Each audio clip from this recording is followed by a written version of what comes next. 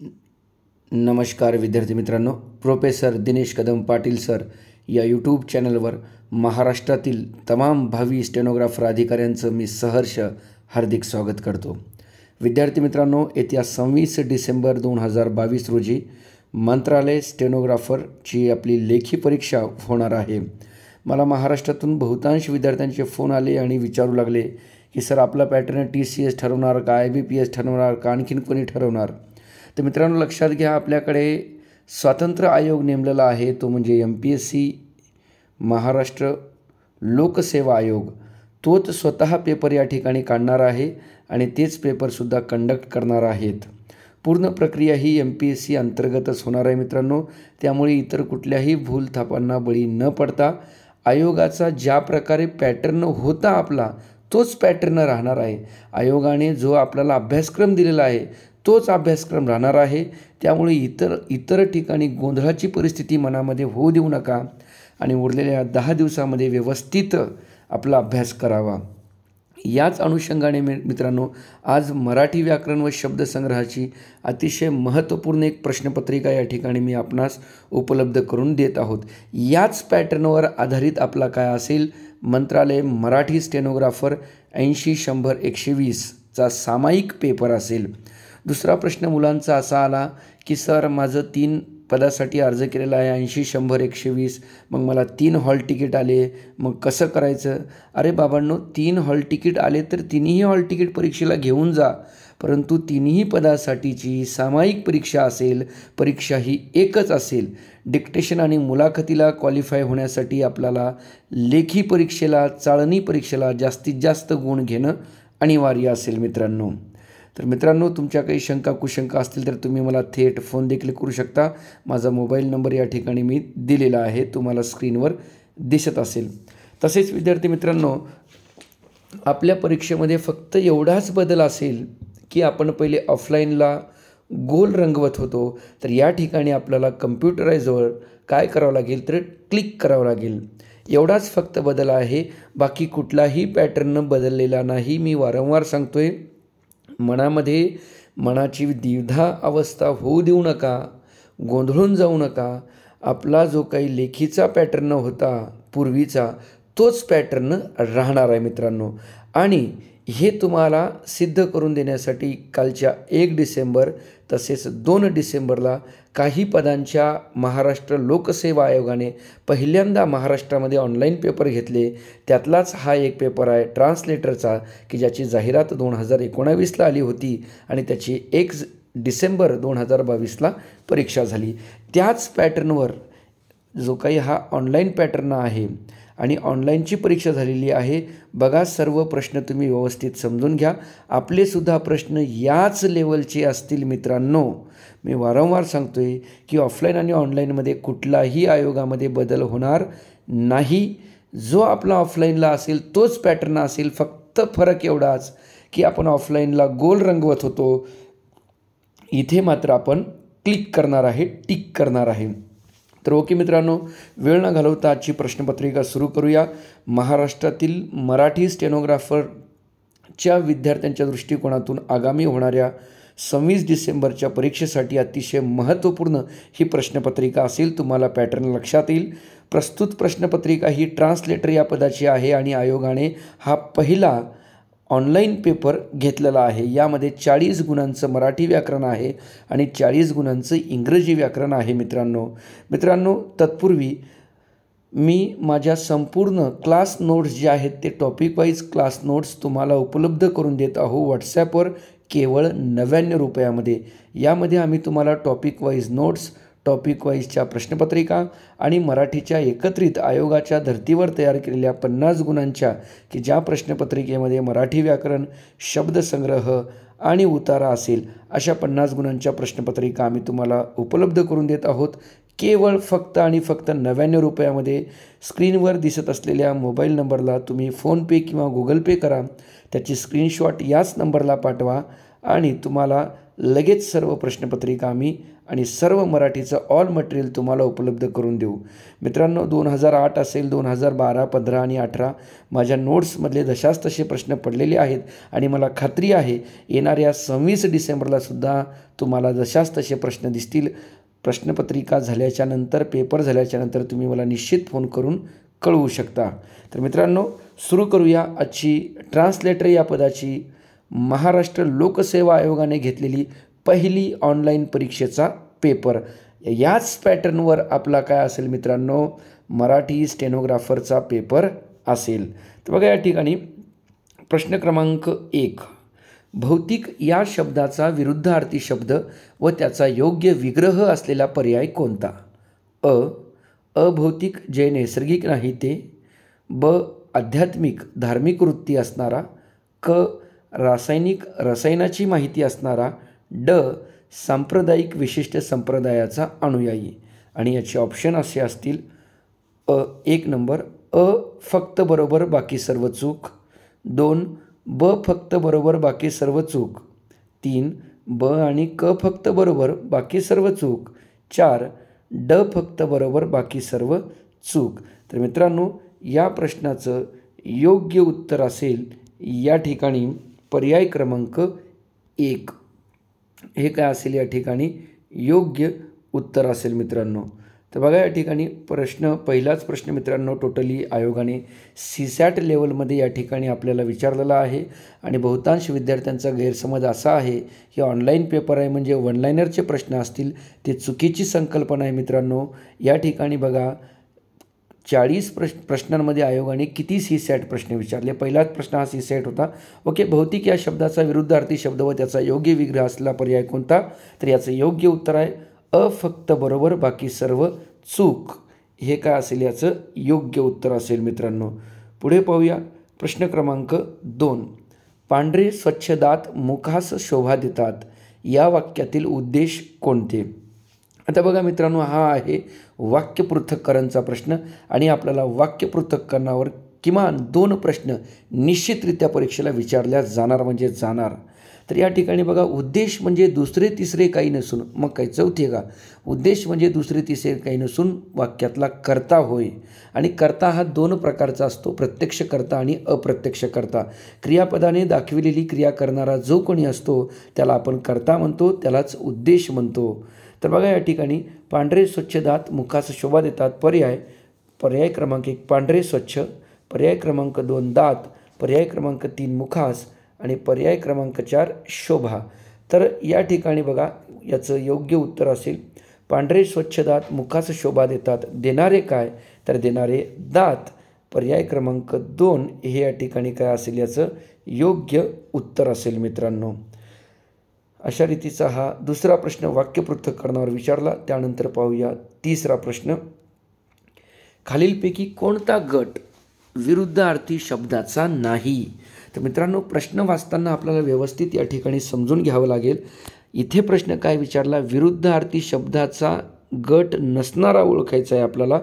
पर्याय क्रमांक 1 गद्य पद्य, 2 धेनू ऋषभ, 3 चोर साव, 4 रक्त रुधिर. विरुद्धार्थी शब्दाचा नाही म्हणतो तर प्रश्न क्रमांक 3चं योग्य उत्तर असेल पर्याय क्रमांक 4 हे या ठिकाणी योग्य उत्तर असेल. रक्त रुधिर हे जे आहेत हे विरुद्धार्थी शब्दाचा गट नाही आहे मित्रांनो. तर बघा या ठिकाणी पुढे पाहूया प्रश्न क्रमांक 4, रान या शब्दाची योग्य व्युत्पत्ती व प्रकार कोणता? लक्षात ठेवा मित्रांनो, हा शब्द आहे शब्दसिद्धीमधला.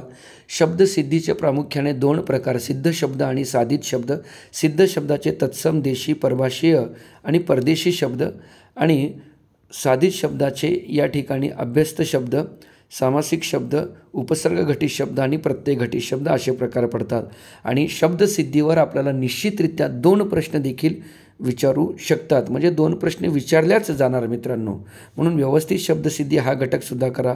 आपल्या नोट्समध्ये आहे, जशास तसे तुम्हाला त्या ठिकाणी प्रश्न पडलेले दिसतील आणि हा सुद्धा प्रश्न आपल्या नोट्समधलाच आहे मित्रांनो. रान या शब्दाची योग्य व्युत्पत्ती व प्रकार कोणता? अरण्य कन्नड तद्धित शब्द, ब अरण्य संस्कृत अभ्यस्त शब्द, क वावर पोर्तुगीज अभ्यस्त शब्द, ड वावर फारशी तद्रित शब्द आणि याचे पर्याय पुढे असे.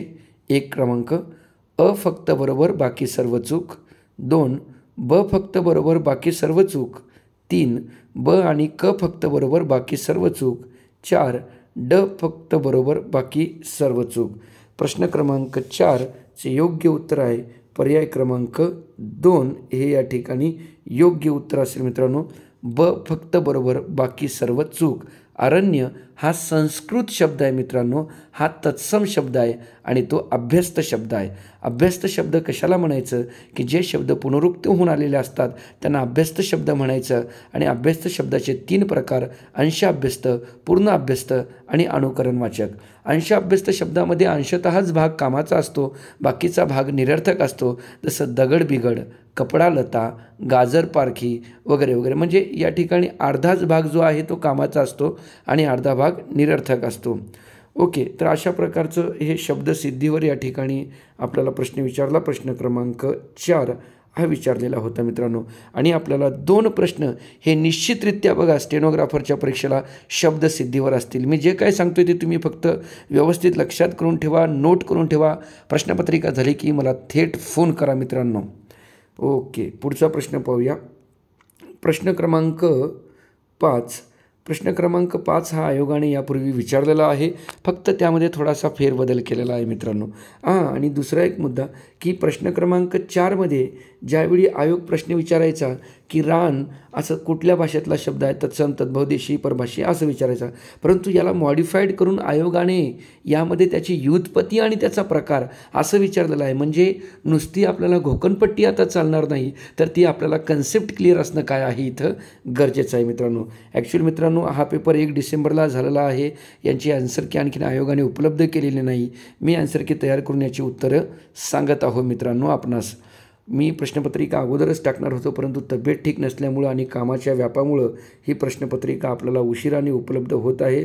त्याबद्दल महाराष्ट्रातील सर्व भावी अधिकाऱ्याचं मी या ठिकाणी मनापासून दिलगिरी व्यक्त करतो आहे. ओके, पुढील प्रश्न पाहूया. प्रश्न क्रमांक 5. पात्र या शब्दाचे विविध अर्थ असलेले शब्द वापरून तयार केलेली अचूक वाक्य कोणती? आता पात्र शब्द वापरून वाक्य बनवली आणि अचूक वाक्य ओळखायचं आहे. अ क्रमांकाचं वाक्य, रमेश क्लार्क होण्यास योग्य नाही. ब गुणवंतरावांची सरपंच होण्याची लायकी आहे का? क माझ्या आयुष्यात भेटलेली ही पहिलीच बावळट व्यक्ती.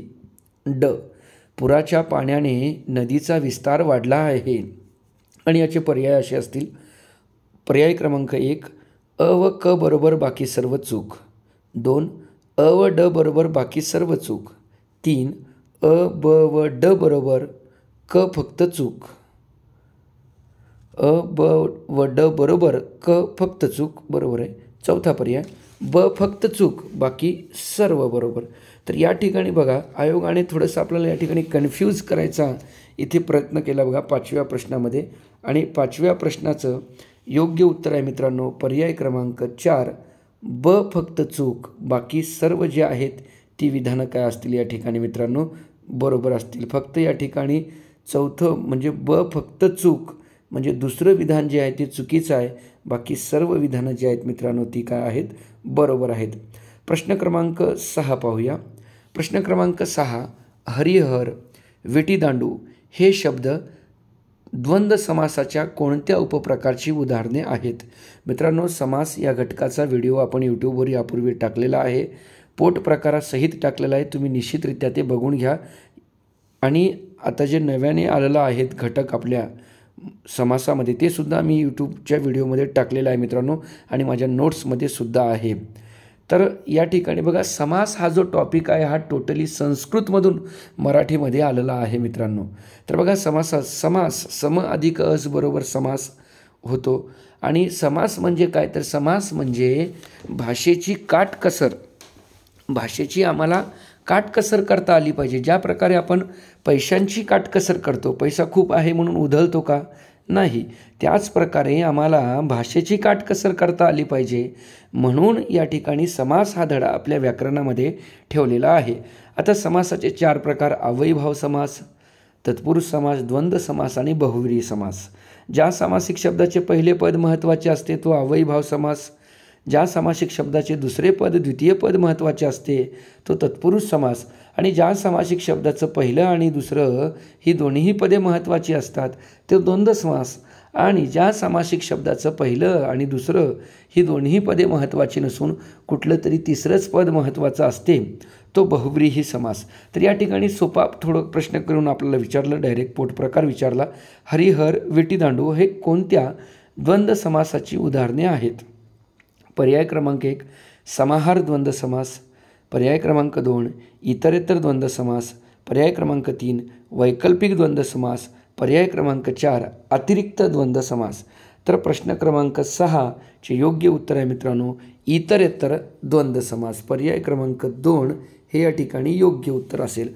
आता समाहार द्वंद्व समासामध्ये इतर गोष्टींचा काय होतो, त्याच्याशीच रिलेटेड असलेल्या संबंधित असलेल्या काही गोष्टींचा समावेश होतो. जसे की अंथरूण पांघरूण, चहा पाणी हे सगळे समाहार द्वंद्व समासाची उदाहरणे आहेत. आता इतरेतर द्वंद्व समासामध्ये आणि व या समुच्चयबोधक प्रधानत्व सूचक उभयनवी अव्ययाचा वापर होतो. हरिहर, हरी आणि हर, हरी व हर. विटी दांडू, विटी आणि दांडू, विटी व दांडू. आणि वैकल्पिक द्वंद्व समासामध्ये विकल्प दिलेला असतो. पास नापास, पास किंवा नापास, बरे वाईट, बरे किंवा वाईट असा विकल्प दिलेला असतो. आणि अतिरिक्त द्वंद्व समास हा समासामधला प्रकार नाही मित्रांनो. म्हणून प्रश्न क्रमांक 6 चे योग्य उत्तर आहे पर्याय क्रमांक 2 हे असेल. पुढे पाहूया प्रश्न क्रमांक 7. प्रश्न क्रमांक 7 पुढीलपैकी कोणता गट उपसर्गधारित शब्दाचा आहे? आता या ठिकाणी प्रश्न तोच आहे, फक्त या ठिकाणी फिरून विचारलं मित्रांनो आपल्याला. पुढीलपैकी कोणता गट उपसर्गधारित शब्दाचा आहे? आता उपसर्गधारित म्हटलं की काही जण इथंच गाराद होऊन जातात. उपसर्गधारित ऐकलेलंच नसते, उपसर्ग घटित ऐकलेलं असते. परंतु उपसर्गधारित म्हणजे उपसर्ग धारून तयार केलेला शब्द कोणता? पर्याय अ विजय स्वल्पविराम संसार, ब कुंभार नातलग, क मायाळू खर्चिक, ड आंबट हातोडी. तर या ठिकाणी यामध्ये त्याचे पर्याय असे दिले आपल्याला. फक्त अ बरोबर बाकी सर्व चूक. 2 फक्त अ आणि ब बरोबर बाकी सर्व चूक. 3 फक्त क बरोबर बाकी सर्व चूक. 4 फक्त ड बरोबर बाकी सर्व चूक. तर या ठिकाणी प्रश्न क्रमांक 7 चे योग्य उत्तर आहे पर्याय क्रमांक 1 हे या ठिकाणी योग्य उत्तर असेल मित्रांनो. फक्त अ बरोबर बाकी सर्व काय असेल, चूक असेल या ठिकाणी. तर बघा या ठिकाणी प्रश्न असा होता, उपसर्गधारित शब्दाचा गट कोणता आहे? तर विजय संसार हे उपसर्गधारित शब्दाचा काय आहे, गट आहे मित्रांनो. त्यानंतर बघा आपल्याला मी आता बघा शब्दसिद्धीवर 2 प्रश्न झाले. एक ते संस्कृत तत्सम शब्द विचारला आणि आता हा उपसर्गधारित शब्द विचारला. 2 प्रश्न इथंच झाले. आपल्याला सुद्धा निश्चितरित्या 2 प्रश्न विचारले जाणार मित्रांनो. मी सांगितलेले मुद्दे फक्त नोट करून घ्या आणि 26 डिसेंबरला 9 ते 10चा पेपर झाल्याच्यानंतर ठीक 10:30ला मला फोन लावा. बघा मी सांगितलेल्या मुद्द्यावर निश्चितरित्या प्रश्न येणार की नाही ते. ओके, हे मी सांगत नाही, मला फक्त 10 दिवसाचा अवधी द्या, तुम्ही पेपर द्या, नंतर मला आउटपुट त्याचं सांगा. बघा पुढचा प्रश्न प्रयोग. बघा मित्रांनो प्रयोगावर आपल्याला निश्चित प्रश्न असेल, कर्तरी कर्मणी भावे किंवा संकर प्रयोगावर येणार म्हणजे येणार. प्रश्न प्रयोगाशिवाय प्रश्नपत्रिका तयार होणार नाही. आपण आपल्या यूट्यूब चॅनलवर प्रयोगाचे सुद्धा व्हिडिओ दिलेले आहे, प्रयोगाची शॉर्ट ट्रिक्ससुद्धा दिलेली आहेत मित्रांनो. मराठी व्याकरणासंदर्भातल्या तुमच्या कधीही काही अडचणी असतील तर तुम्ही मला संध्याकाळी 8 नंतर कधीही फोन करू शकता मित्रांनो. बघा प्रश्न क्रमांक 8 असा, शिक्षकांनी विद्यार्थ्यांना शिकवावे या वाक्यातील प्रयोग ओळखा. पर्याय क्रमांक 1 कर्तरी प्रयोग, 2 कर्मणी प्रयोग, 3 भावे प्रयोग, 4 मिश्र किंवा संकर प्रयोग. तर बघा मित्रांनो प्रयोग मराठी व्याकरणातील प्रचंड सोपा धडा जर कोणता असेल तर तो प्रयोग आहे. पण आमच्या मनावर काय बिंबवण्यात येतं की बाबांनो प्रयोग फार अवघड आहे. मग तिथं प्रयोगाचं उदाहरण दिसलं की आमचं पोरगा गारात होती. तर खरं सांगायचं झालं तर प्रयोग हा धडा प्रचंड सोपा आहे. फक्त त्याला क्रियापद हे टॉपिक जमायला पाहिजे. ज्या विद्यार्थ्यांना क्रियापद हे टॉपिक जमतो ना, तो सहज विद्यार्थी प्रयोग ओळखतो. बघा, कर्तरी प्रयोग म्हणजे काय? प्र अधिक यूज. यूज म्हणजे जुळणी करणे, बांधणी करणे. कर्ता व कर्म यांची क्रियापदासोबत असलेली जुळणी रचना ठेवण म्हणजेच काय होय? प्रयोग होय मित्रांनो. तर बघा, कर्तरी प्रयोगामध्ये कर्त्याच्या तंत्राप्रमाणे क्रियापद बदलते. कर्मणी प्रयोगामध्ये कर्माच्या लिंगवचननुसार क्रियापद बदलते. आणि भाव्य प्रयोगामध्ये क्रियापद हे नेहमी तृतीय पुरुषी नपुसकलिंगी एकवचनी असते. आता मी ज्या 3 लाईन सांगितल्या यावर सुद्धा यापूर्वी आयोगाने प्रश्न विचारलेला आहे मित्रांनो. कर्तरी प्रयोगामध्ये बघा, शॉर्ट ट्रिक सांगायची झाली तर कर्त्याला कधीही प्रत्यय लागत नाही आणि कर्त्याच्या लिंग, वचन, पुरुष यांच्यानुसार क्रियापदामध्ये बदल होतो. ओके मित्रांनो, आता तुम्हाला स्क्रीनवर मी काही दिसत नाही, माझा चेहराही दिसत नाही, नाहीतर हे अतिशय सुंदर रीतीने शिकवता येते, सांगता येते आपल्याला. ओके, असो, कारण माझ्याकडे काही कुठलं लॅपटॉप किंवा मोठी स्क्रीन नाही मित्रांनो. मोबाईलवरून या सगळ्या गोष्टी मी आपल्यापर्यंत प्रोव्हाइड करत असतो. ओके, तर बघा, उदाहरण असं आहे, शिक्षकांनी विद्यार्थ्यांना शिकवावे. आता बघा, शिकविणारे शिक्षक हे झाला वाक्यातला उद्देश. कर्ता कुठल्या प्रकारचा आहे हा? तर हा प्रत्यक्ष कर्ता आहे. शिक्षक स्वतःवरच क्रिया करायले का? नाही. जर वाक्यातली क्रिया कर्त्यावरच घडत असेल, कर्त्यापासून क्रिया पुढे जात नसेल, कर्त्यावरच जर क्रियेचा ऱ्हास होत असेल, कर्त्याजवळच क्रिया संपत असेल, तर तो विधान आकर्मक असते. परंतु हे विधान सकर्मक आहे. शिक्षक कुणावर क्रिया करायला? ते विद्यार्थ्यांवर क्रिया करायले. म्हणून कर्ता जो आहे तो शिक्षक. कर्म कोणता आहे? विद्यार्थी. म्हणजे कर्त्यालाही प्रत्यय आहे आणि कर्मालाही प्रत्यय आहे. ओके, त्यामुळं हे विधान कर्तरी प्रयोगाचं होऊ शकत नाही आणि कर्मणी प्रयोगाचे होऊ शकत नाही. तर हे विधान होणार भाव्य प्रयोगाचं मित्रांनो. लक्षात ठेवा मित्रांनो, कर्त्याला प्रत्यय आला ना, तो सवालीने पैदा होता. तो 100% तो कर्तरी प्रयोगाचं वाक्य कधीच राहणार नाही. एकतर ते कर्मणी असेल. ओके, तर बघा, या ठिकाणी कर्माला प्रत्यय आला ना, तर डेफिनेटली तो कर्तरी प्रयोगाचं वाक्य कधीच राहणार नाही. तर अशा प्रकारचं जे आहे मित्रांनो, कर्मणी प्रयोगाला जर प्रत्यय आला ना, माफ करा, कर्माला जर प्रत्यय आला ना, तर तो कधीही कर्मणी प्रयोग होणार नाही मित्रांनो. ओके, तर या ठिकाणी बघा, शिकवावे. वावी वेवे आलं. वावी वे व्यावा. वावी, मी असं सांगताना ट्युनिंगमध्ये शिकवतो मित्रांनो. वावी वेवे आलं म्हणजे ते डेफिनेटली भाव्य प्रयोगच असणार, सवालीने पैदा होता. त्यामुळं प्रश्न क्रमांक 8चं योग्य उत्तर आहे पर्याय क्रमांक 3 मित्रांनो. ओके, पुढे जाऊया. प्रश्न क्रमांक 9. प्रश्न क्रमांक 9 असा, ज्याने वाईट कृत्य केले नाही त्याला भीती बाळगण्याचे कारण नाही. या अर्थाची म्हण खालील पर्यायामधून निवडा. अ, करावे तसे भरावे. ब, कर्म तसे फळ. क, कर नाही त्याला डर नाही. ड, कर आहे त्याला डर आहे. पर्याय 1, फक्त अ बरोबर बाकी सर्व चूक. 2, फक्त अ व ड बरोबर बाकी सर्व चूक. 3, अ ब क ड सर्व चूक. तर या ठिकाणी बघा, प्रश्न क्रमांक 9चे चौथा पर्याय पाहूया. चौथा पर्याय बघा, फक्त क बरोबर बाकी सर्व चूक. तर या ठिकाणी बघा मित्रांनो, आयोग पहिले आपल्याला काय देत होता? यापूर्वी काय प्रश्न विचारायचे? सरळ एक म्हण द्यायची आणि त्या म्हणीशी रिलेटेड असणारी म्हण ओळखा किंवा अर्थ ओळखा म्हणायचे. पण या ठिकाणी फिरून प्रश्न विचारला, एक वाक्य दिलं आणि त्या वाक्याशी संबंधित आपल्याला इथं काय करायचे आहे? म्हण ओळखायची आहे आणि त्याला परत सी सॅट दिलं, अ बरोबर बाकी सर्व चूक वगैरे वगैरे. तर याचं योग्य उत्तर आहे प्रश्न क्रमांक 9चे योग्य उत्तर असेल पर्याय क्रमांक 4. हे या ठिकाणी योग्य उत्तर असेल, फक्त क बरोबर बाकी सर्व चूक मित्रांनो. पुढे पाहूया. प्रश्न क्रमांक 10. संयुक्त वाक्यातील जोड वाक्य कोणत्या अवयवाने जोडलेली असतात?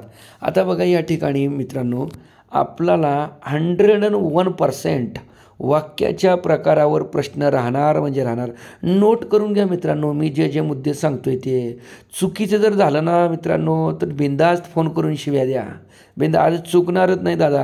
गेल्या 15 वर्षाची तपश्चर्या आहे माझी. दुर्भाग्यानं महाराष्ट्रामध्ये प्रसिद्ध झालो नाही, फेमस झालो नाही आर्थिक परिस्थिती आणि या सगळ्या घडामोडीमुळं, म्हणून सांगतो. नाहीतर आज मराठीमध्ये बादशाह असतो आपण मित्रांनो. असोच, चला जाऊ द्या. संयुक्त वाक्यातील जोड वाक्य कोणत्या अवयवाने जोडलेली असतात?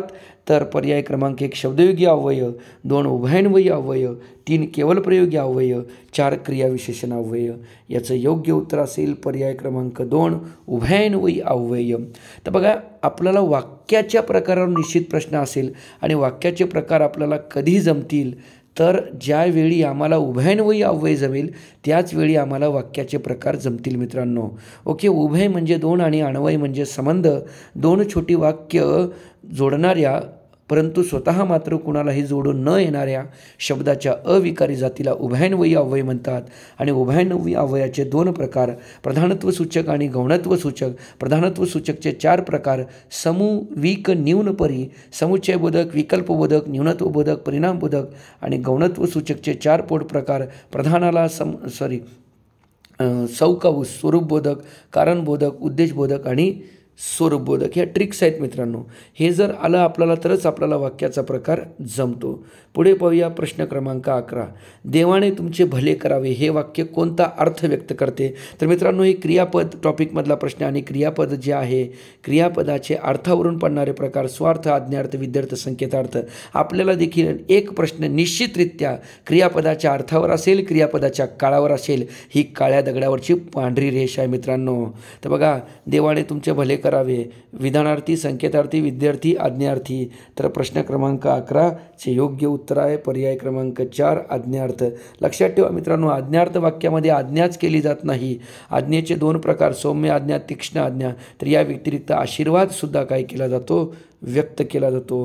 म्हणून प्रश्न क्रमांक 11 चे योग्य उत्तर आहे पर्याय क्रमांक 4. पुढे पाहूया प्रश्न क्रमांक 12. हा प्रश्न आयोगाने यापूर्वी विचारलेला आहे मित्रांनो, फक्त फिरून विचारला, दुसरं काहीच नाही. समानार्थी नसलेला शब्द ओळखायचा. आता इथं समानार्थी नसलेला शब्द म्हणते, आपण चटकन काय करतो? असलेला करतो. अरे बाबा, नसलेला काढायचा आहे आपल्याला. अ नंबर सुधाकर, ब सुधांशू, क हिमांशू, ड मित्र. आणि याला पुढे पर्याय दिले. पर्याय क्रमांक 1 अ फक्त बरोबर बाकी सर्व चूक, 2 ब फक्त बरोबर बाकी सर्व चूक, 3 क आणि ड फक्त बरोबर बाकी सर्व चूक, 4 ड फक्त बरोबर बाकी सर्व चूक. तुम्हालाही याचं उत्तर सहज जमत असेल मित्रांनो. तर बघा, या ठिकाणी प्रश्न क्रमांक 12 जो आहे त्याचं योग्य उत्तर, समानार्थी नसलेला शब्द जो आहे याचं योग्य उत्तर आहे पर्याय क्रमांक 4 ड फक्त बरोबर बाकी सर्व चूक. तर या ठिकाणी काय आहे तर सुधाकर, सुधांशू, हिमांशू ही जी आहेत ही चंद्राची नाव आहेत. मित्र आपण सूर्याला म्हणतो मित्रांनो. प्रश्न क्रमांक 13. तो आपणहून माझ्याकडे आला या वाक्यातील सर्वनामाचा प्रकार कोणता? तर बघा मित्रांनो, लक्षात ठेवा, आपल्याला नाम, सर्वनाम, विशेषण या 3 विकारी जातीवर किमान 2 प्रश्न निश्चितरित्या राहणार म्हणजे राहणार. मी मंत्रालय स्टेनोग्राफर परीक्षेविषयी बोलतोय मित्रांनो. विकारी जाती, नाम, सर्वनाम, विशेषण या 3 जातीवर आपल्याला किमान 2 प्रश्न असणार म्हणजे असणार. तो आपणहून माझ्याकडे आला या वाक्यातील सर्वनामाचा प्रकार कोणता? अ सामान्य सर्वनाम, ब आत्मवाचक सर्वनाम, क संबंधी सर्वनाम, ड दर्शक सर्वनाम. आत्मवाचक सर्वनाम म्हणजे काय? आत्म्याबद्दल माहिती देणारं सर्वनाम म्हणजे आत्मवाचक सर्वनाम. आपण स्वतः, निज असं आलं म्हणजे ती आत्मवाचक सर्वनाम. परंतु आत्मवाचक सर्वनाम हे वाक्याच्या सुरुवातीला येतात, परंतु कधीकधी त्यांच्या अगोदर एखादं नाम किंवा सर्वनाम करता देखील येते मित्रांनो. तर यामुळं याचं योग्य उत्तर आहे प्रश्न क्रमांक 13 चे योग्य उत्तर असेल पर्याय क्रमांक 2 ब फक्त बरोबर बाकी सर्व चूक. हे या ठिकाणी याचं योग्य उत्तर आहे. पुढे पाहूया प्रश्न क्रमांक 14. प्रश्न क्रमांक 14 बघा, नाम, भाववाचक नामावर या ठिकाणी प्रश्न विचारलेला आहे मित्रांनो. खालीलपैकी भाववाचक नाम असलेली वाक्य कोणती? अ सैनिकांचे शौर्य पाहून देशास अभिमान वाटतो, ब भारतात हिमालय हा सर्वात उंच पर्वत होय, क गावात मोठी सर्कस आली होती, ड सर्वांची योग्यता सारखी नसते. पर्याय क्रमांक 1 अ फक्त बरोबर बाकी सर्व चूक, 2 अ व क बरोबर ब व ड चूक, 3 अ व ड बरोबर ब व क चूक, 4 ब व ड बरोबर अ व क चूक. तर या ठिकाणी भाववाचक नामावर डिटेल प्रश्न जे आहे मित्रांनो तो विचारलेला आहे आणि याचं योग्य उत्तर आपल्याला देता येईल. प्रश्न क्रमांक 14चं पर्याय क्रमांक 3 हे योग्य उत्तर आहे. अ व ड बरोबर ब व क चूक. क्षौर्य हे भाववाचक नाम झालं मित्रांनो. ओके, आणि यामध्ये सर्वांची योग्यता सारखी नसते, म्हणजे या ठिकाणी भाववाचक नाम असलेली वाक्य कोणती आहेत ती आपल्याला ओळखायचं आहे. तर योग्यता हे या ठिकाणी काय असेल मित्रांनो, भाववाचक नाम येईल तुमचं मित्रांनो. अ व ड बरोबर ब व क काय येईल, चूक येईल. पुढे पाहूया प्रश्न क्रमांक 15. नकोसे जरासा हे जोड शब्द कोणत्या संधीचे उदाहरणे आहेत? विसर्ग संधी, विजातीय संधी, पररूप संधी, पूर्वरूप संधी. प्रश्न क्रमांक 15चं उत्तर असेल पर्याय क्रमांक 4 हे याचं योग्य उत्तर येईल, पूर्वरूप संधी. मित्रांनो, संधीवर निश्चितरित्या एक प्रश्न आपल्याला असणार म्हणजे असणार, आणि स्पेशली मराठीतील विशेष संधी जे आहे पररूप संधी आणि पूर्वरूप संधी यावरच प्रश्न आपल्याला विचारू शकतात, आणि कारण आयोगाने यावरच जास्तीत जास्त प्रश्न विचारलेली आहेत. त्यामुळे संधीवर देखील आपल्याला एक प्रश्न असेल, आणि संधीमध्ये आपल्याला पररूप संधी आणि पूर्वरूप संधीवर प्रश्न येऊ शकतो मित्रांनो. पुढे पाहूया प्रश्न क्रमांक 16. प्रश्न क्रमांक 16.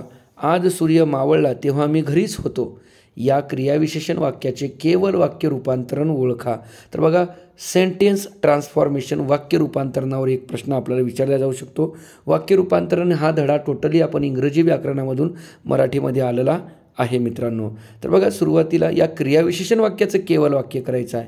ओके, पर्याय क्रमांक 1 आज सूर्यास्त झाला त्यावेळी मी घरीच होतो. पर्याय क्रमांक 2 आज सूर्यास्ताच्या वेळी मी घरीच होतो. 3 आज सूर्यास्त होत असताना मी घरीच होतो. 4 आज सूर्यास्त झाला तरी मी घरीच होतो. प्रश्न क्रमांक 16चे योग्य उत्तर असेल पर्याय क्रमांक 2 आज सूर्यास्ताच्या वेळी मी घरीच होतो. त्यानंतर बघा पुढचं, कोणत्या प्रयोगातील क्रियापदात वाक्यातील उद्देश अंतर्भूत असते? बघा मित्रांनो, गुगली टाईप प्रश्न, ज्या विद्यार्थ्याच्या कन्सेप्ट क्लिअर आहेत तोच विद्यार्थी या प्रश्नाचं उत्तर देऊ शकतो मित्रांनो. आपण ऑनलाईन बॅच आणि ऑफलाईन बॅच दोन्हीही बॅच घेतल्या होत्या. प्रचंड डिटेल मराठी व्याकरण शिकवलं मित्रांनो.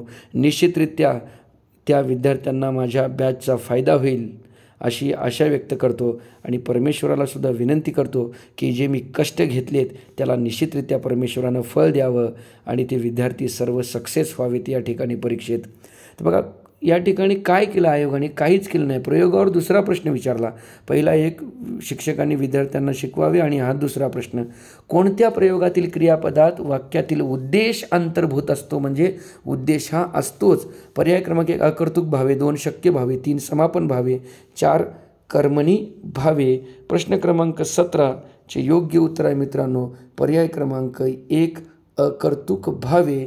यामध्ये उद्देश जो असतो ना तो अंतर्भूत असतो मित्रांनो. त्यानंतर बघा प्रश्न क्रमांक 18. संयुक्त वाक्यात जोडण्यात येणारी सर्व वाक्य प्रधान असतात, तसेच मिश्र वाक्यातही सर्व वाक्य प्रधान असतात. बघा मित्रांनो, आयोगाने या ठिकाणी काहीच केलं नाही. जशाच तशी लाईन उचलून टाकली नोट्समधली आपल्या. काय आहे तर संयुक्त वाक्यात जोडण्यात येणारी सर्व वाक्य प्रधान असतात, तसेच मिश्र वाक्यातही सर्व वाक्य प्रधान असतात. पर्याय क्रमांक 1 या विधानाचा पूर्वार्ध बरोबर, 2 या विधानाचा उत्तरार्ध बरोबर, 3 हे संपूर्ण विधान बरोबर, 4 हे संपूर्ण विधान चूक. तर या ठिकाणी प्रश्न क्रमांक 18चं उत्तर असेल पर्याय क्रमांक 1 हे बरोबर. या विधानाचा पूर्वार्ध बरोबर. पूर्वार्ध म्हणजे वाक्याची सुरुवात, उत्तरार्ध म्हणजे वाक्याचा शेवट मित्रांनो. सत्य म्हणजे बरोबर, असत्य म्हणजे चूक. हे फक्त शब्द लक्षात ठेवा. तर संयुक्त वाक्यात जोडण्यात येणारी सर्व वाक्य ही प्रधान असतात मित्रांनो, प्रधान. ओके, म्हणून योग्य उत्तर असेल पर्याय क्रमांक 1 विधानाचा पूर्वार्ध बरोबर. त्यानंतर पुढे पाहूया प्रश्न क्रमांक 19. शाश्वत या शब्दाचा विरुद्धार्थी शब्द ओळखा. शाश्वत या शब्दाचा विरुद्धार्थी शब्द ओळखा. अ नश्वर, ब चिरंतन, क अमर, ड चिरंजीव. आणि याचे पर्याय अ फक्त बरोबर बाकी सर्व चूक, 2 अ आणि ब फक्त बरोबर बाकी सर्व चूक, 3 क फक्त बरोबर बाकी सर्व चूक, 4 ड फक्त बरोबर बाकी सर्व चूक.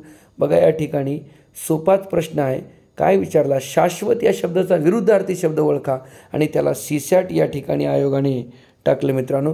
प्रश्न क्रमांक 19चं योग्य उत्तर असेल पर्याय क्रमांक 1 फक्त बरोबर, बाकी सर्व काय असेल चूक असेल मित्रांनो. पुढे पाहूया प्रश्न क्रमांक 20.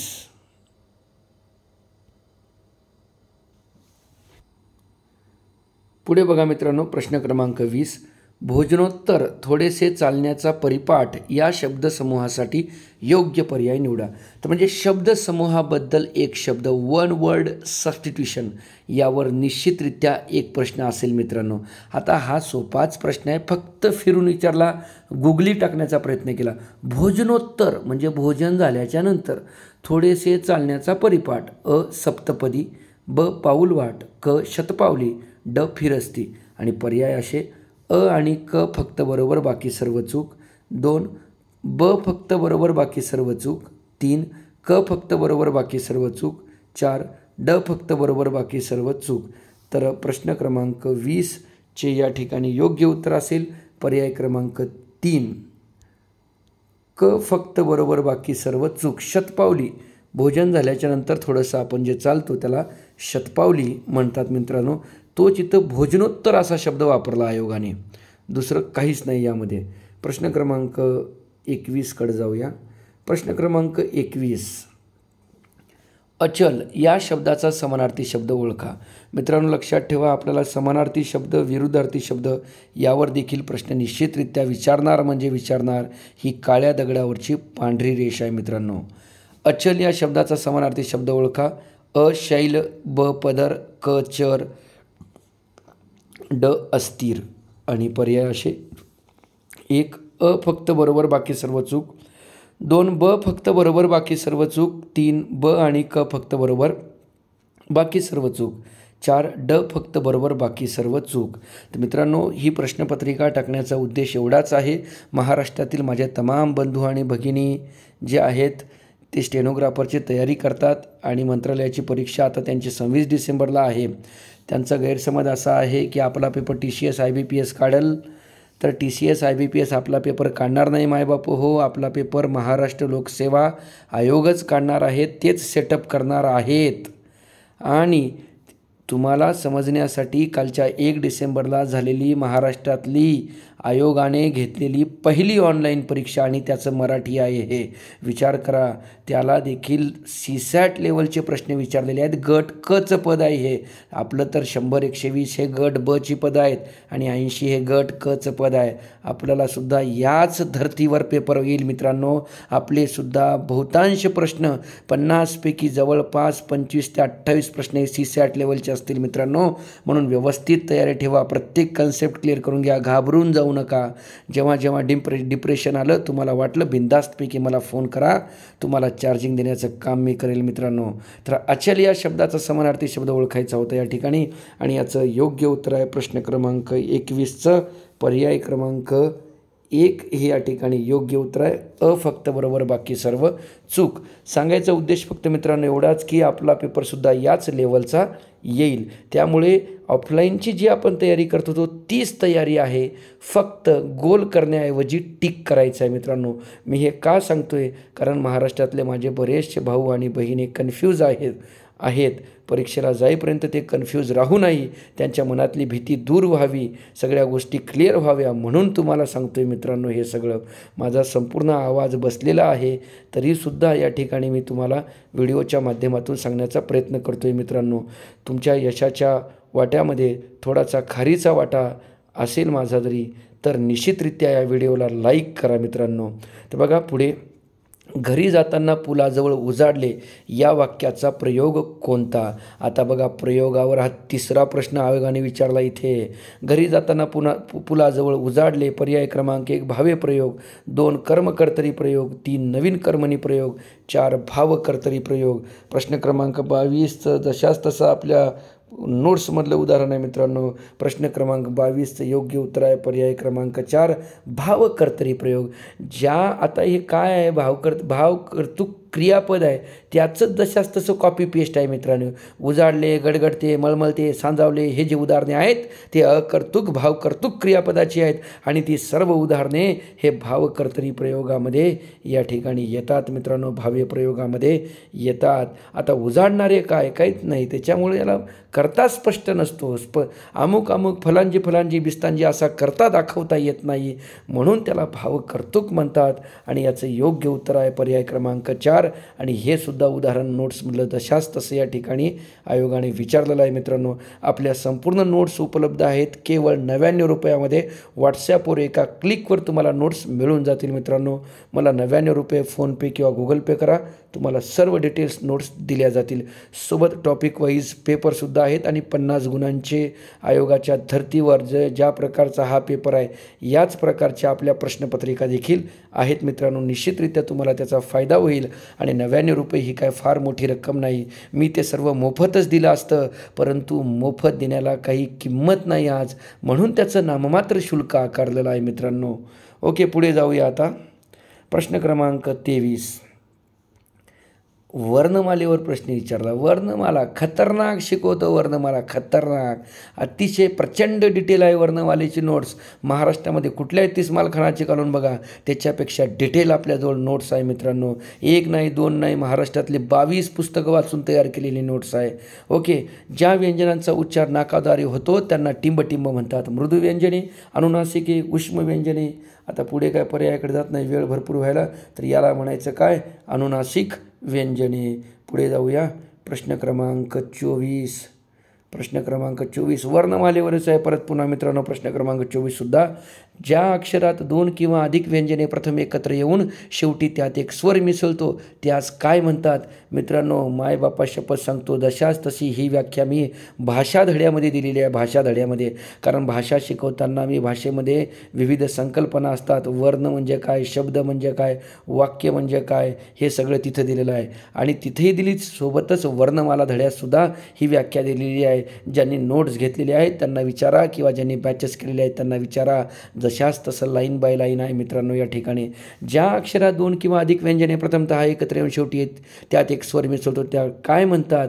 तर अ स्वर, ब व्यंजन, क स्वरादी, ड जोडाक्षर पर्याय, अ फक्त बरोबर बाकी सर्व चूक, 2 ब फक्त बरोबर बाकी सर्व चूक, 3 क आणि ड फक्त बरोबर बाकी सर्व चूक, 4 ड फक्त बरोबर बाकी सर्व चूक. तर या ठिकाणी योग्य उत्तर आहे प्रश्न क्रमांक 24चं पर्याय क्रमांक 4, ड फक्त बरोबर बाकी सर्व चूक.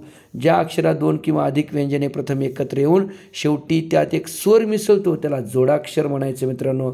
जोडाक्षर होण्यासाठी किमान 2 व्यंजने प्रथमतः एकत्र यावी लागतात आणि शेवटी एक स्वर आला म्हणजे ते काय असेल? जोडाक्षर असेल. व्यंजनामध्ये तेच व्यंजन मिसळलं म्हणजे द्वित व्यंजन होते, आणि व्यंजनामध्ये कोणतंही व्यंजन मिसळलं म्हणजे ते संयुक्त व्यंजन होते. संयुक्त व्यंजना आणि द्वित व्यंजनामध्ये जर स्वर मिसळला तर मित्रांनो ते जोडाक्षर होते. बघा, लक्षात ठेवा, प्रत्येक द्वित व्यंजन जे आहे, द्वित व्यंजन हे संयुक्त व्यंजन बनते, परंतु प्रत्येक संयुक्त व्यंजन हे द्वित व्यंजन नसते मित्रांनो. ही लाईन काही जणांना समजली नसेल, मी नोट्समध्ये दिलेले आहे डिटेल मित्रांनो. ओके, चला, मी नोट्स वारंवार का करतोय? कारण प्रश्न आहेत म्हणून करतोय मित्रांनो. सत्याचा विजय झाला पाहिजे. ओके, पुढे जाऊया. चला, वेळ फार व्हिडिओ मोठा होतोय मित्रांनो. प्रश्न क्रमांक 25. स्वभाव दुरुतीक्रम अतिशय जबरदस्त. या अख्ख्या प्रश्नपत्रिकेमधला मला सर्वात आयोगाचा आवडलेला प्रश्न म्हणजे हा मित्रांनो. स्वभाव दुरुतीक्रम या संस्कृत वाक्यप्रचारासाठी समर्पक अर्थाचा पर्याय ओळखायचा आहे. आत्तापर्यंत आपल्याला फक्त मराठी वाक्प्रचार आयोग विचारत गेला, परंतु या ठिकाणी आयोगाने संस्कृत वाक्प्रचार विचारलेला आहे मित्रांनो. म्हणजे विचार करा, वाक्प्रचाराची सुद्धा डेप्थ आयोगाने काय ठेवलेली आहे. प्रश्नपत्रिका मी त्यासाठीच सांगतोय तुम्हाला की तुमची तयारी कशी असायला पाहिजे, आणि तोच विद्यार्थी सक्सेस असेल की ज्याचा काठिण्य पातळीनुसार अभ्यास असेल, मराठीतल्या प्रत्येक कन्सेप्ट क्लिअर असतील, तोच विद्यार्थी यशस्वी होईल मित्रांनो. तर बघा, वाक्प्रचारावर प्रश्न आणि तो संस्कृत वाक्प्रचारावर विचारला. स्वभाव दुरुतीक्रम पर्याय क्रमांक 1 स्वभाव दूरपर्यंत तोच राहतो, 2 स्वभावाला मुरड घालणे, 3 स्वभावाला औषध नाही, 4 स्वभाव चांगल्या कर्माने बदलणे. तर या ठिकाणी प्रश्न क्रमांक 25चं योग्य उत्तर असेल पर्याय क्रमांक 3, स्वभावाला औषध नाही. पुढे जाऊया. नपुसकलिंगी ईकारांत नामाचे सामान्य रूप कोणते? तर बघा या ठिकाणी जशाच तसा नियमांवर प्रश्न विचारला. नियम जसं अकारांत पुल्लिंगी नामाचे अनेक वचन, याकारांत होते वगैरे वगैरे असे जे असतात नियम, त्या नियमांवर प्रश्न विचारलेला आहे. नपुसकलिंगी ईकारांत नामाचे सामान्य रूप काय होते? तर पर्याय क्रमांक 1 आकारांत, पर्याय क्रमांक 2 याकारांत, 3 वाकारांत, 4 ओकारांत आणि योग्य उत्तर असेल याचं पर्याय क्रमांक 2 याकारांत. पुढे पाहूया प्रश्न क्रमांक 27. बघा या ठिकाणी नामावर प्रश्न विचारला. नाम या टॉपिकवर. नाम हा तत्सम शब्द आहे, तर नाव हा तद्भव शब्द आहे मित्रांनो. घर, वही, कापड, स्त्री हे शब्द नामाच्या कुठल्या प्रकारातील आहेत? अ विशेष नाम, ब सामान्य नाम, क सर्वनाम, ड भाववाचक नाम. पर्याय अ फक्त बरोबर बाकी सर्व चूक, 2 ब फक्त बरोबर बाकी सर्व चूक, 3 ब आणि क फक्त बरोबर बाकी सर्व चूक, 4 ड फक्त बरोबर बाकी सर्व चूक. अरे बाबा साधा प्रश्न आहे.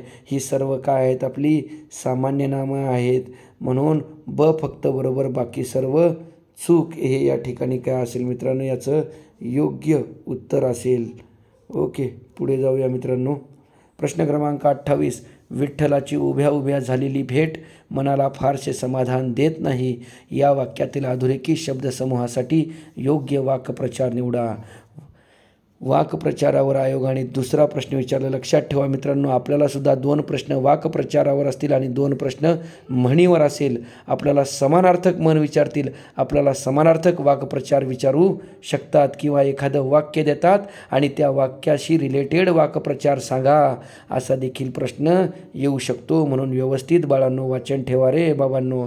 तर विठ्ठलाची उभ्या उभी झालेली भेट मनाला फारसे समाधान देत नाही आणि पंढरपूरच्या विठुरायाला सुद्धा विनंती करतो या ठिकाणी की महाराष्ट्रातले माझे स्टेनोग्राफर जे आहेत, जे प्रामाणिक कष्ट घ्यायलेत, त्या पांडुरंगा त्यांना यश दे रे बाबा. 4-4 वर्षाला आमची भरती येते रे पांडुरंगा, त्यांना यशस्वी कर यंदा.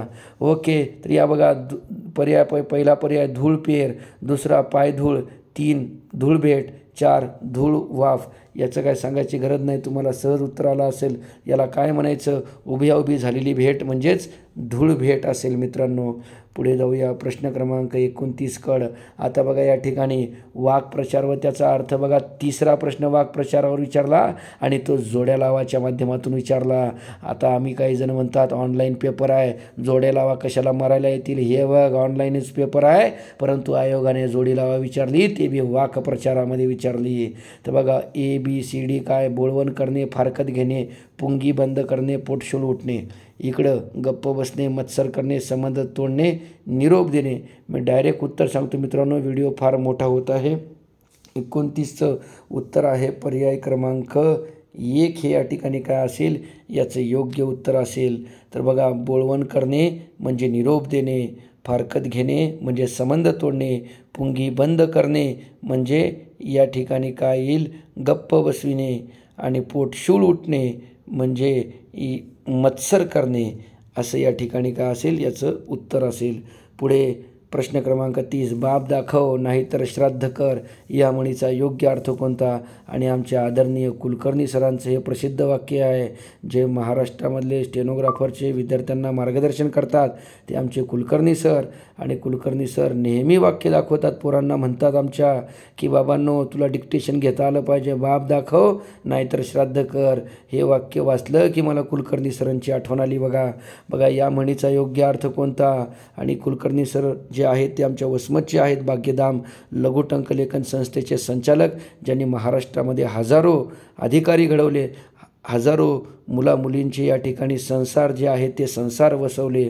तर बघा सरांची आठवण आली वाक्य वाचल्यावर, म्हणून मला हे बोलावंसं वाटलं मित्रांनो. तर बघा अ पुरावा देणे, ब पुराव्याशिवाय बोलणे व्यर्थ, क 2 पैकी 1 पर्याय स्वीकारणे, ड एकच मुद्दा लावून धरणे.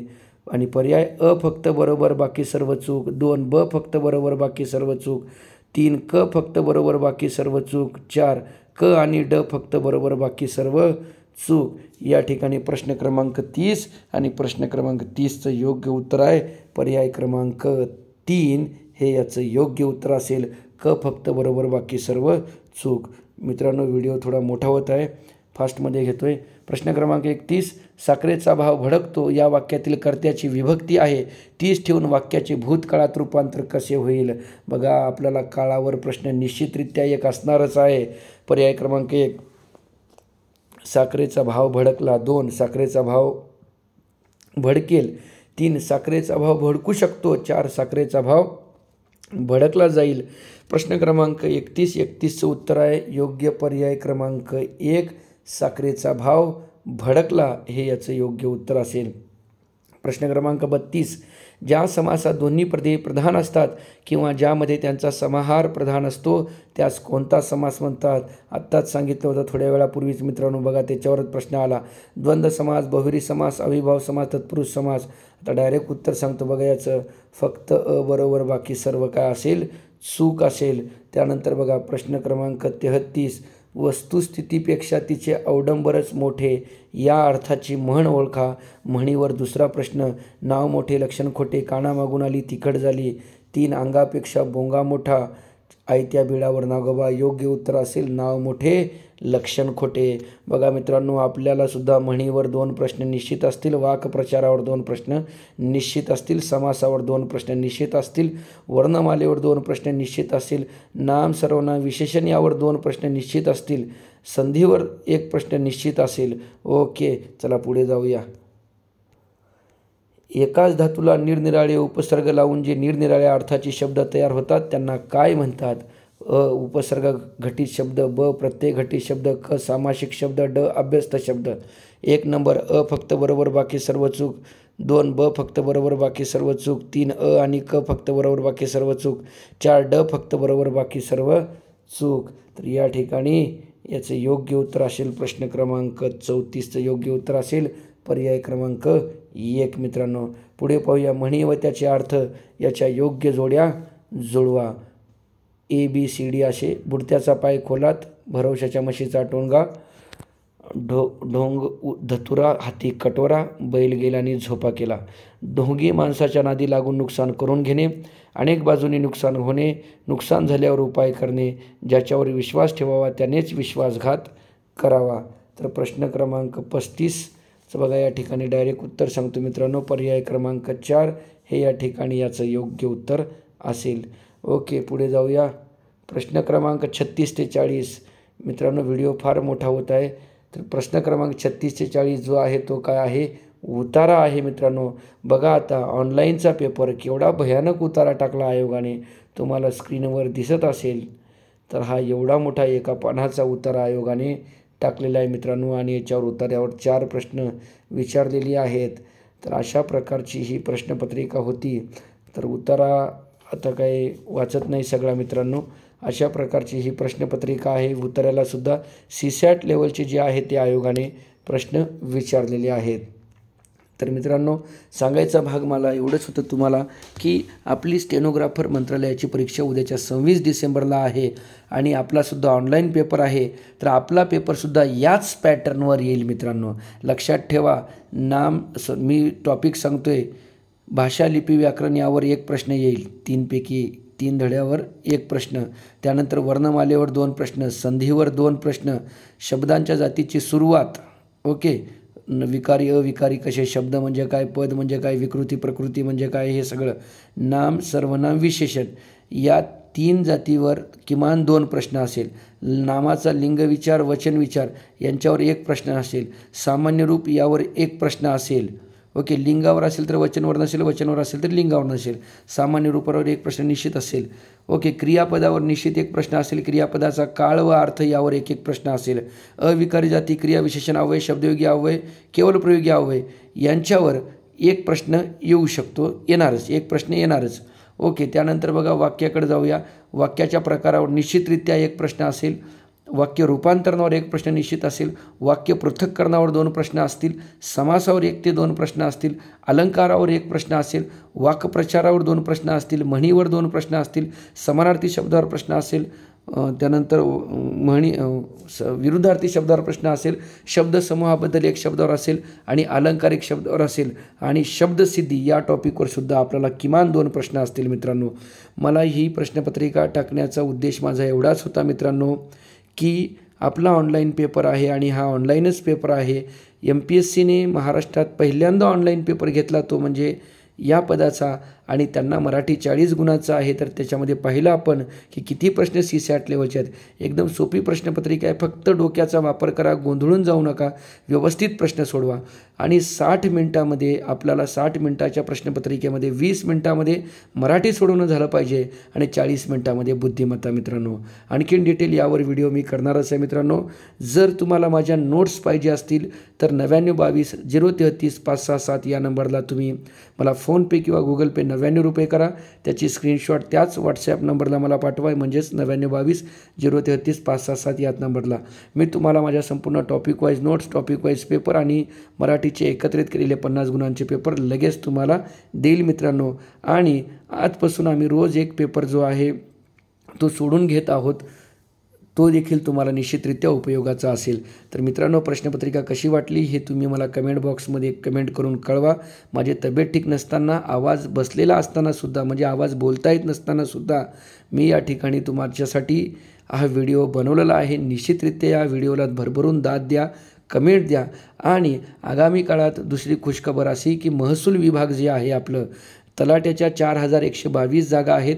त्यासोबतच आपल्या स्टेनोग्राफर गट ब 100 आणि 120 आणि गट क 80च्या जागा निघणार आहेत. या 8 दिवसामध्ये त्याची जाहिरात प्रसिद्ध होणार आहे. तलाटी आणि स्टेनोग्राफर महाराष्ट्र जे काही विभाग आहेत, औरंगाबाद, नागपूर, कोल्हापूर, अमरावती या सर्व विभागावाईज जागा आहेत. वन खात्यामध्ये जागा आहेत आणि भूमी अभिलेखच्या याच्या एकत्रित करून महसूलची जाहिरात आपली स्टेनोग्राफरची होणार आहे. तब्बल 10 ते 12 वर्षानंतर ही जाहिरात प्रसिद्ध होत आहे. मित्रांनो, परंतु सध्या तुम्ही फक्त मंत्रालयाच्या परीक्षेवर लक्ष केंद्रित करा. आणि अद्याप जर माझं चॅनल सबस्क्राईब केलं नसेल तर कृपया त्वरित सबस्क्राईब करून घ्या, कारण महाराष्ट्रामध्ये स्टेनोग्राफरची तयारी करून घेणारं एकमेव चॅनल ते म्हणजे प्रोफेसर दिनेश कदम पाटील सर. मित्रांनो, शेवटपर्यंत व्हिडिओ पाहिला आपल्या सर्वांचे मनापासून, हृदयापासून आभार व्यक्त करतो. आणि मित्रांनो, प्लीज कमेंट करायला विसरू नका, लाईक करायला विसरू नका. धन्यवाद, थँक्यू. आणि 26 डिसेंबरच्या परीक्षेसाठी प्रोफेसर दिनेश कदम पाटील सर आणि राजमुद्रा अकॅडमीकडून आपल्या सर्वांना लक्ष परीक्षेसाठी शुभेच्छा. थँक्यू, धन्यवाद.